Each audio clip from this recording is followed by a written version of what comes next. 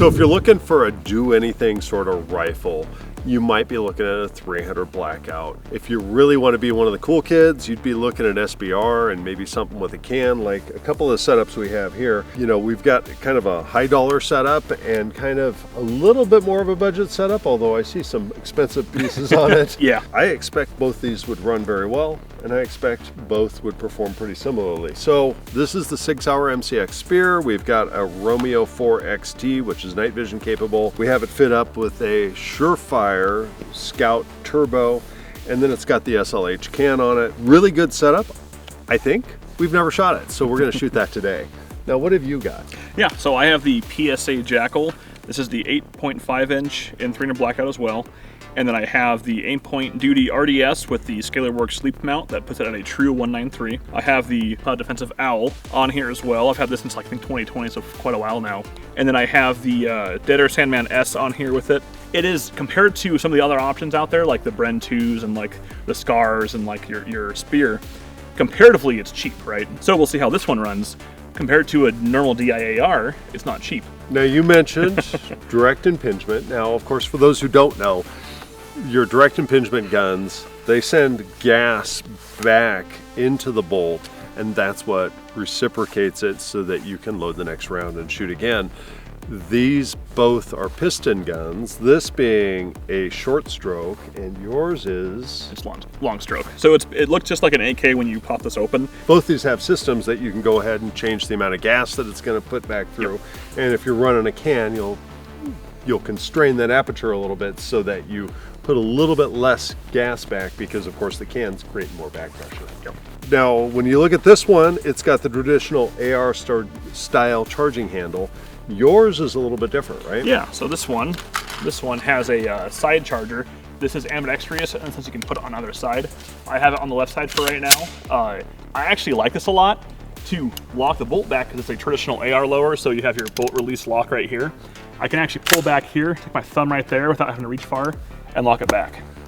And then put new mag in, you can press the bolt release, which I will probably do, or I guess you could do that too. Yep. That's really nice though, either side. I want it on the left side because I'm gonna kind of use it as a pseudo hand stop as well. Now really I'm using my weapon light as the index point mainly, and you can always add a hand stop if you needed to, but I like that because that way I don't get too far out here and start grabbing on hot stuff. That's the only thing I had to get used to, I think, compared to a traditional AR.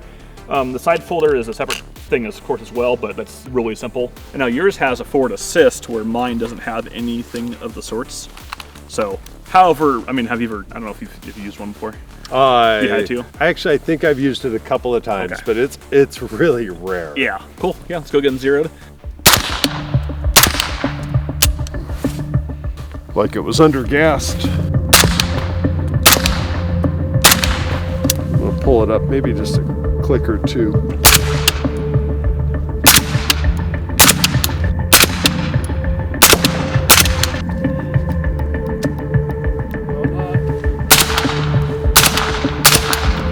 That's way better. Just hold it by the can.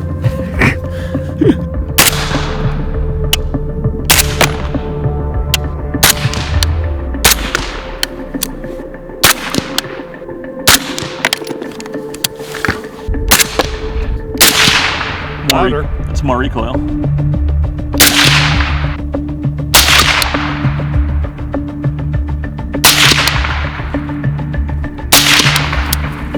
Definitely louder. All right, we got everything zeroed up, and the gas seems to be proper setting for now too. We can adjust as we go. Let's go ahead and run some build drills. This trigger is a little on the heavy side. I used to say I don't care about AR triggers, it's whatever. Now I kind of do. I have a nice LaRue in my Sons of Liberty rifle, and that's really nice. This one's, I kind of just choked up on it, and it just didn't quite press right, and then I moved the gun down to the left, and I got that Charlie there. I've done pistol build drills from concealment faster than that. Stand by. Time of 0 seconds. I'll turn up the sensitivity. I gotta get really close to it. I'm gonna keep turning it up. 238. What in the world? It didn't get every round, I don't think. Actually, I can tell if it did. It got 3 shots out of 6. Stand by.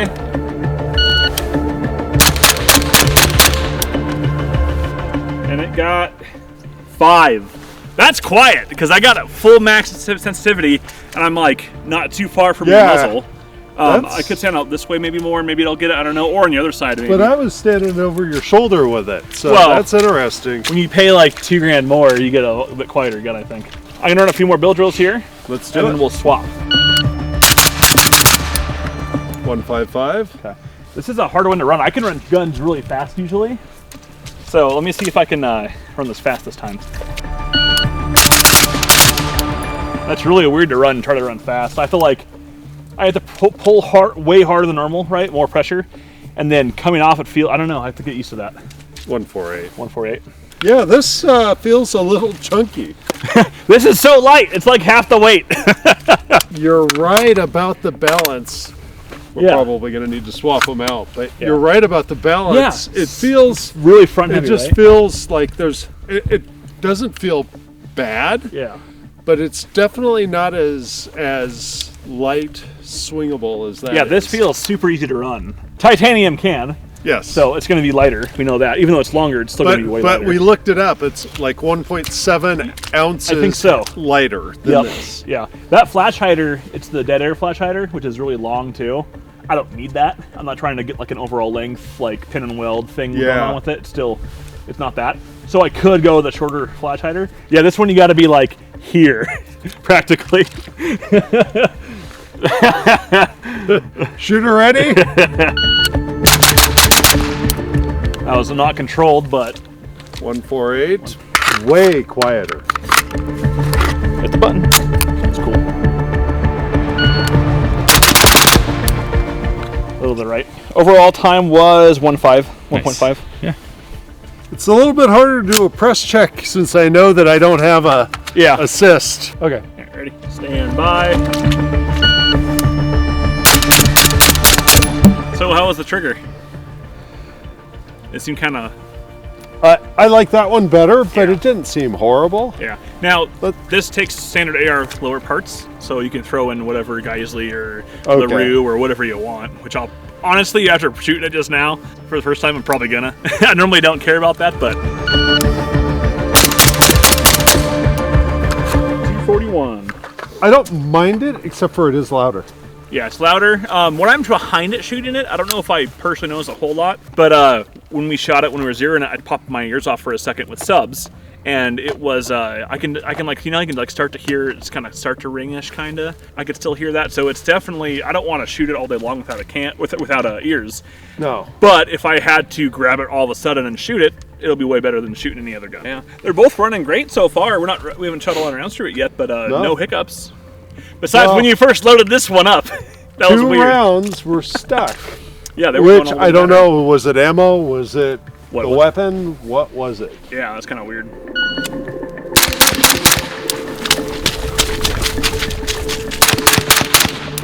.59.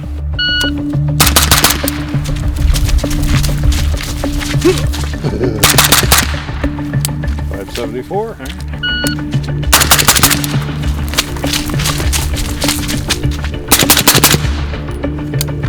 541. It feels like it's a well-constructed piece. Yeah.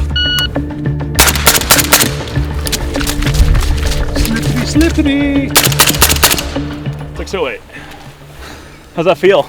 It feels just a tad bit snappier. It feels like you're running a hotter ammo, even though we're running the exact same thing. The recoil impulse is just a little bit different. The noise is a little bit different. And you know what? I think I get a little more gas coming back on this. Yeah, I think both of them are good on gas. However, if anything, maybe more. We're moving and shooting right now, so it's not bad either. If we stood still and just dumped a whole magazine, we might notice a bit more. Smoking. As it's smoking out right there. So you still get some, but both of these guns aren't getting anything out of here, it seems. So that's kind of nice. So we had a chance to shoot these a little bit. Well, first let's go over reliability. Any issues with this? No, it just ran. And the first 2 rounds that I sent, they both stuck, and they required a bit of force for me to get back out. And then the 3rd round went in, and it was just fine. The only other problem I had was it was failing to load the next round, and I just turned the gas up just slightly, and it's ran perfectly since. Yeah, once you dialed it in, which that's what they're designed for, right? Is dial it where you need it for the gas and it should go. I'm just gonna chalk it up to there was a burr somewhere or something, or maybe the ammo, those 2 rounds, one after the other, were slightly out of spec or something. Yeah. I don't know. Other than that, they both feel good. That one feels a little bit lighter to me. The weight-wise, this thing is the winner. Even with the longer can on it. We can weigh them later, I guess, too, but it feels way lighter, way more balanced, and it's quieter. Shooting them side by side, I'm focusing on other things, so I'm not experiencing the sound the same way probably, but for me, that one just has a little bit less, well, actually significantly less weight out front, and that makes it just more enjoyable to run. The recoil impulse seems to be a little bit lighter on that, although that's not as big a deal, but you're right. When I'm shooting them side by side, that one comes off as being a lot quieter, and just if you're doing a 1,000-round class, it's going to be just a little bit less tiring, both from the weight and from the noise. And yeah, this one is easier to shoot in all aspects. The recoil impulse is much smoother. It's not as violent. Neither of them are violent with subs in them. Supers, when we shot down here, you can tell a huge difference. Yeah, the supers were just loud. Yeah. They're going to be loud no matter what you're doing. Overall, this one, I mean, it costs a bit more, and I can see why. I think there's 2 things I kind of like more on this gun. Yeah. One is the side charging handle, the forward mounted one. I really like that. I never actually cared for AR charging handles. I don't use them too often, honestly. My guns are a lot of times loaded, and then I run out, and then I put a new mag in, and then I press the button, and it's loaded again. Yep. So I don't use this too often, but it's nice. I don't know how often I'm going to use it. It's non-reciprocating. And then this stock is really sturdy. I kind of like how that one's a little easier just to fold and unfold, though. It feels sturdy and stable on this one, but this one is way more sturdy. However, just the mechanism to unlock and lock it. You're right, it is a little sticky, and it's a press down and a pull up, and then you can get it folded over. For me, actually, when I first ran this, I thought the stock felt smaller and maybe not as planted on my shoulder as that one. That makes sense. And maybe it's simply because this is a 1 tax stamp gun with the can, and that's a 2 tax stamp. Exactly, this is an actual SBR, and that is a pistol. Yes. With a brace. Obviously, we didn't get a chance to try out the lights. The optics, they both worked for me. Price point, this is a bit more, but it comes with more stuff though. But the other comfort thing, we didn't hit it earlier, gas. For me, I smelt more gas behind this. Okay. Was it just me? I didn't know it was a huge difference, maybe a small percentage. Neither one was an issue, nothing got in the way. That one might have a little more. Yep. You might even be able to see on camera a bit too, if it picks it up at all. Here's the question. I think both of them are spectacular weapons. I would be proud to run this all day long. It really is a nice build quality. It gives you all the rail space. It seems to be plenty accurate, and it's got the adjustments so that if you're running a can or not, the side charging handle is pretty cool. I guess between the two, the optics are actually close in price. The lights are close-ish. Yeah, so it's down to the weapon itself and then the cans, and of course this is significantly more expensive. I don't know, we'll have to bring the prices up, but that is significantly more expensive. So I guess really if you want to run 300 blackout, this is a great option. Is it worth it to step up? I think it's around double the price, maybe a bit more even. It depends on what the gun's doing for you too. Yeah, right. I think both of these are going to, I mean, if say you're doing some contracting overseas and you want something that runs, they're probably both going to run. Is that going to give you a competitive advantage? Maybe a little bit. Actually, the noise level, if you need the reduced noise level, that's a kind of a key factor. Well, I got my gun, so I'll see you later. I think it's a pretty spectacular weapon, but you are paying a premium. So it doesn't really matter what we think. What do you think? Would you prefer the Spear here or the JAKL? Leave a comment and let us know which one you'd run. If you want to see the best light reviews on the market, follow our channel, like and subscribe, and hit that notification bell. And if you're looking for light bearing holsters, please check out Werkz.com for the best selection. Thanks so much for watching. Have a blessed day.